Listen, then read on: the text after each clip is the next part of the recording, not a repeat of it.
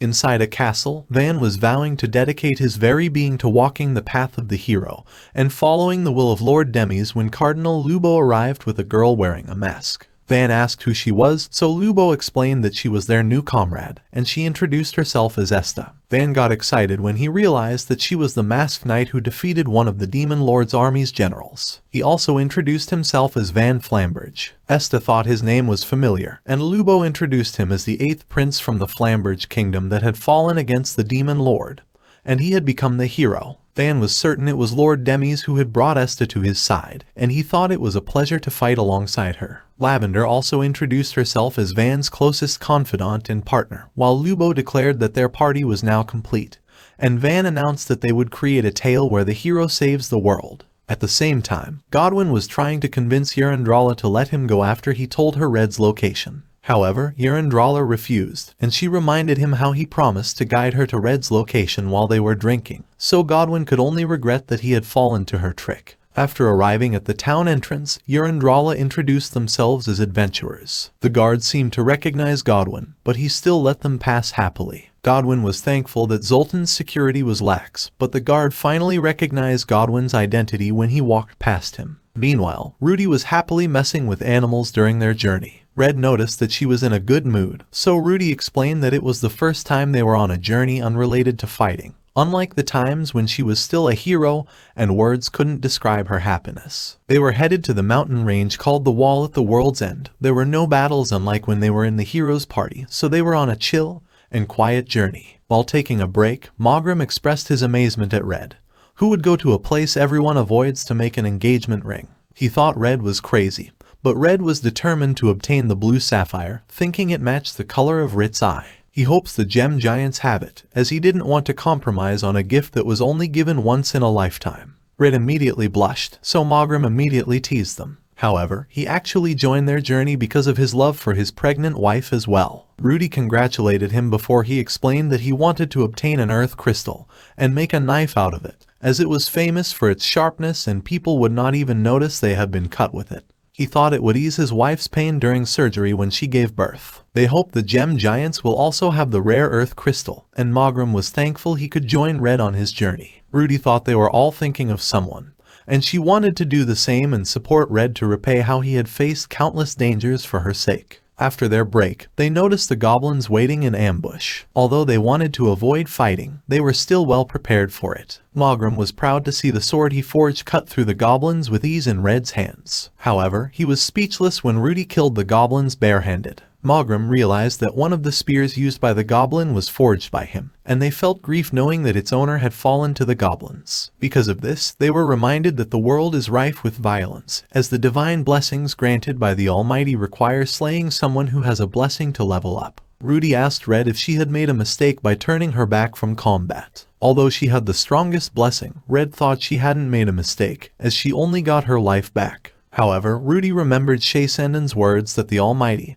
and humanity wouldn't let her live a peaceful life. At the same time, Yrandrala and Godwin arrived at Red's house. Godwin noticed that Red and Rit were out. He thought they were on a date, while Yrandrala asked if he had any idea where they went. He replied that he had no idea and asked her to let him go. However, the guard arrived, as he had figured out that he was Godwin. The guard had heard that he broke out of prison, but he couldn't believe that Godwin would waltz back to Zoltan. Yrandrala was confused as she thought that Godwin was Rit and Red's friend, so the guard explained that Godwin had actually attacked Rit, and he even kidnapped a child that they had taken under their wing, and his misdeeds didn't even end there. Yrandrala was enraged, thinking that Godwin had also betrayed Red. Godwin didn't hide his enmity with Red, but he denied that he betrayed him. Yrandrala didn't believe him, so he had no choice but to run away. However, she summoned a huge vine to stop his escape and attack him. Tis pulled Godwin away to save him, but she immediately asked what he did this time. Godwin explained the situation, and Tis seemed familiar with Yrandrala's name. However, Yrandrala was still fuming,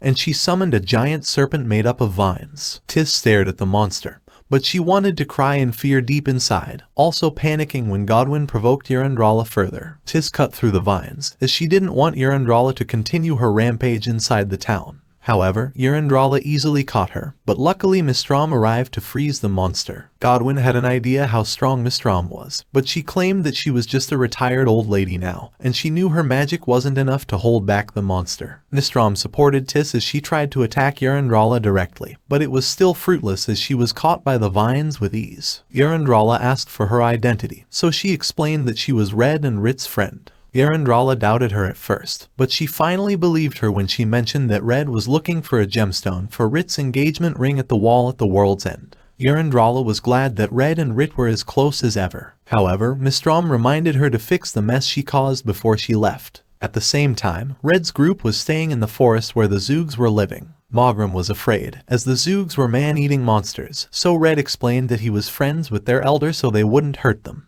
Rit was already used to Red's strange connections, while Red explained that Zoogs might know the Gem Giant's settlement since they know a lot about the wall at the world's end. The Elder and Red happily greeted each other, and the Elder even wished that Red would visit more often. Red apologized, explaining that it was hard to leave Zoltan. The Elder thought he got married, so Red explained that it was still a plan.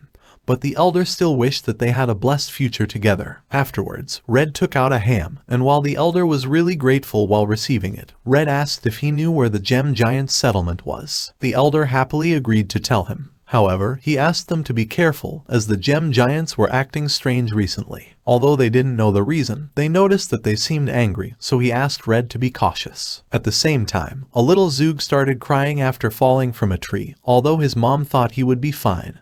Rudy still healed him. The spirits told Rit that the trees were weakened, so she asked Red to make some fertilizer, and she promised that they would do what they could, so the Elder happily thanked them. While Rudy and Mogram were sleeping peacefully, Rit noticed that Red was thinking about something. Red explained that the new truth blessing that Rudy acquired seemed to come from within her and not from the Almighty. It was also canceling her hero's blessing, which was taking away her will and individuality. Red didn't know how or why that happened, but he was determined to always be on Rudy's side, and Rit promised to support her as well. At the same time, Yrandrala noticed the plant's weakened state. She thought something was wrong with the soil and something was happening up in the mountains. While resting around the fire, Yrandrala asked the reason why Tis had joined her. She thought Tis didn't need to guide her, so Tis admitted that she was interested in the hot spring at the wall at the world's end. However, she was actually worried about what Yrandrala's reaction would be when she found out that Rudy was with Red and Rit. Tis asked Yrandrala's reason for joining the hero's party. Because of this question, Yrandrala could confirm that Red was really Gideon, so she also explained that she joined the hero's party because her dear friend Gideon was there. She wanted to help her friend more than to save the world. She also explained that it was absurd to attempt to defeat the Demon Lord with a party of 6. She thought it was nonsense to leave things up to the hero. Hearing this, Tis asked if there was no need for the hero to fight for the world. Because of her question, Yrandrala realized that Rudy was also with Red, and she was happy about it. After arriving near the peak of the mountain, Rudy and Red happily watched the sky. He told Rudy to live the life she wanted, and he promised that he would always have her back, even against the Almighty. At the same time, Tis called out to Rudy, while Yrandrala was in tears as she jumped into Red's embrace. Meanwhile, Van's party just finished slaying a monster. Esther regretted that there were casualties. However, Van explained that the person just fulfilled his role, as the owlbear's blessing was destined to attack that person. Esther was confused, but Van declared that it was all Lord Demi's will. He would get stronger through their sacrifice, and he would fulfill his role as a hero and rid the world of evil. Thank you all for watching. Don't forget to drop a like if you enjoy this video, and please subscribe so you won't miss the next part. And just comment down any anime you want to see in this channel.